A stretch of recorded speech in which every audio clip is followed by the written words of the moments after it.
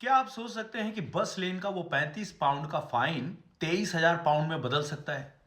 नहीं ना, पर ऐसा हुआ है।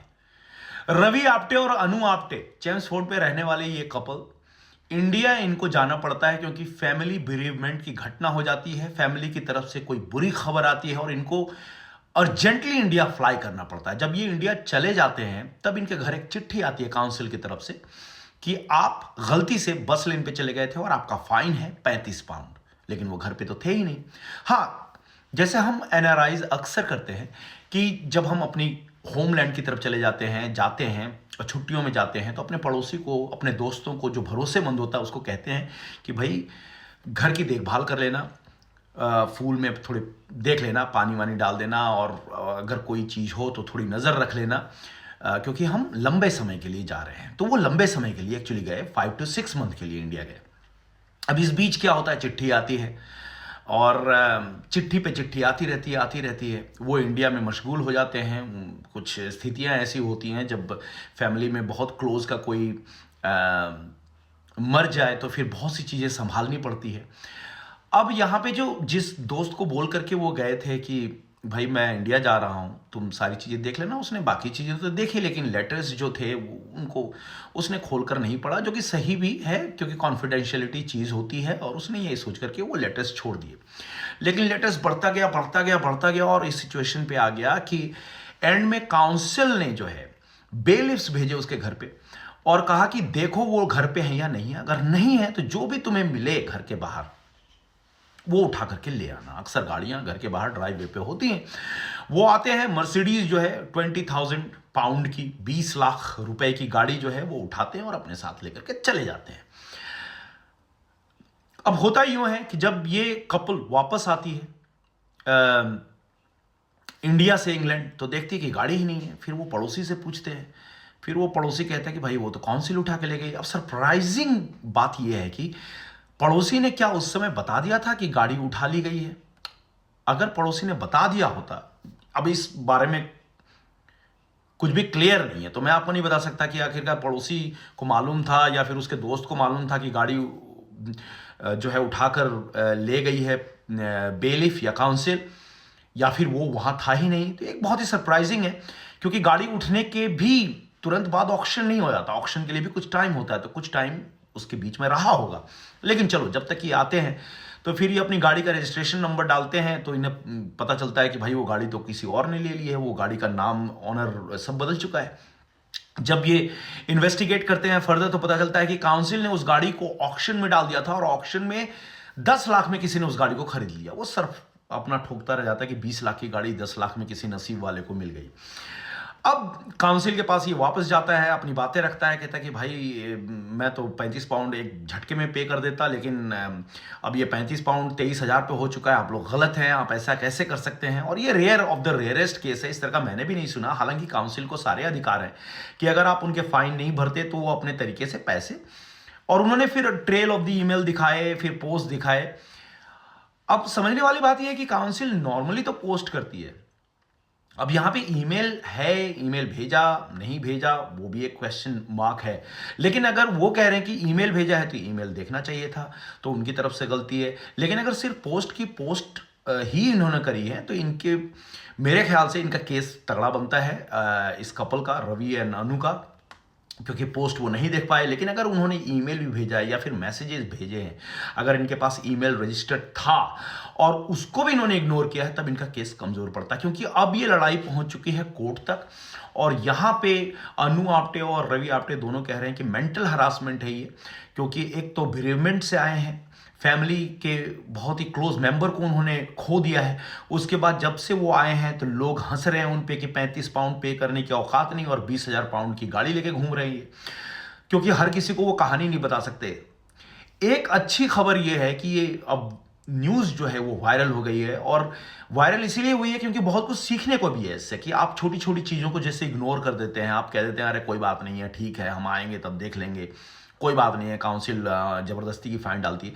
अच्छा, यहाँ पे क्या होता है कि अगर आप बस लेन में चले जाते हैं या फिर स्पीडिंग आप ज़्यादा कर रहे हैं, या फिर गलत एरिया पे आप घुस गए, जैसे ग्रीन एयर जोन पे आप घुस गए, क्लियर एयर जोन पे घुस गए, तो इन सब की फाइन्स आती है और आप फाइन्स भरते हैं, आपका सब क्लियर हो जाता है। और कई बार आप उसको चैलेंज भी कर सकते हैं, कि भाई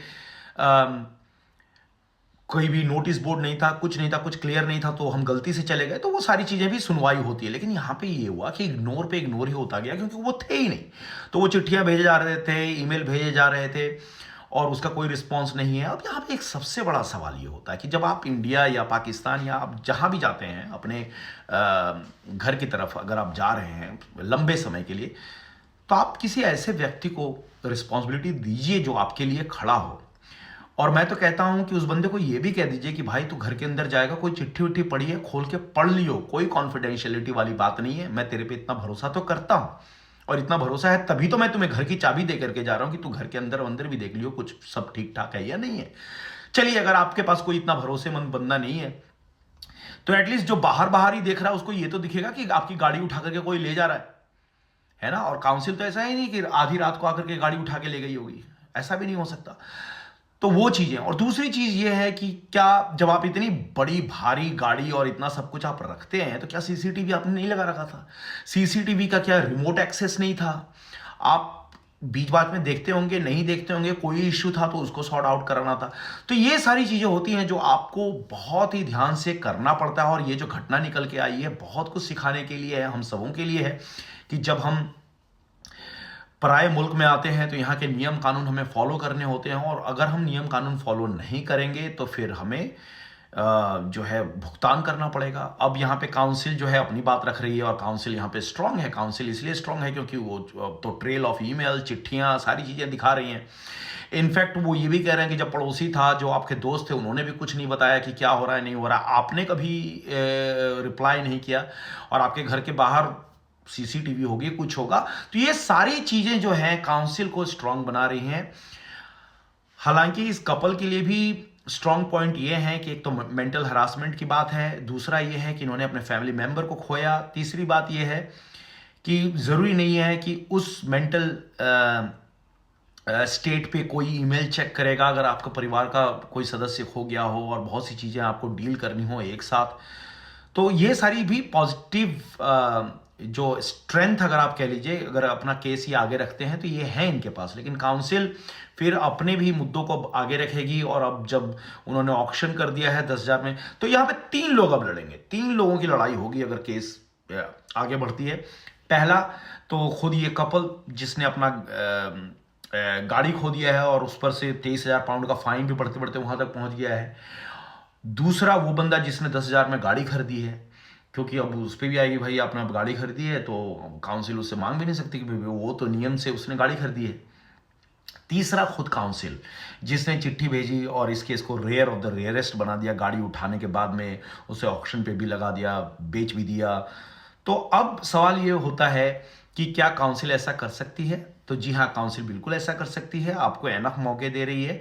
और ऐसा भी नहीं होता हमेशा कि आप 4 महीने, 5 महीने, 6 महीने के लिए इंडिया चले जाओ। लोग नॉर्मली 1 महीने, 2 महीने के लिए जाते हैं कई बार। लेकिन ये एक ऐसा, आप किस्मत की बात कह लीजिए, ये किस्मत इनका ऐसा था, रवि एंड अनु का, कि ये 6 महीने के लिए जाते हैं और इसी बीच इतना बड़ा कुछ हो जाता है जो कि ये खुद न्यूज़ बन के रह जाते हैं, और पूरा का पूरा यूके जो है एनआरआईज के बारे में बात करने लगता है। इन्होंने कुछ गलत नहीं किया है, गलत कुछ भी नहीं है।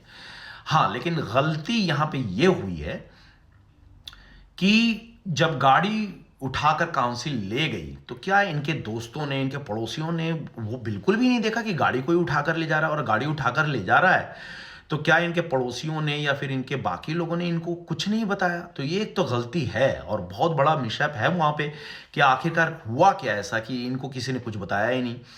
और काउंसिल जो है वो कह रही है कि भाई हमने तो पता भी करने की कोशिश करी, किसी को कुछ पता ही नहीं है, दरवाजे पे हमने नॉक किया, किसी ने दरवाज़ा नहीं खोला, और चिट्ठियों के कोई रिस्पांस नहीं थे। 35 पाउंड का फाइन था, लेकिन वो बढ़ता बढ़ता गया, बढ़ता है, नियम है भैया सारी चीज़ों का। तो अब इस कपल को जो है भरपाई करनी पड़ेगी, और हमने गाड़ी जो है बिल्कुल रूल्स रेगुलेशन को फॉलो करते हुए बेचा है।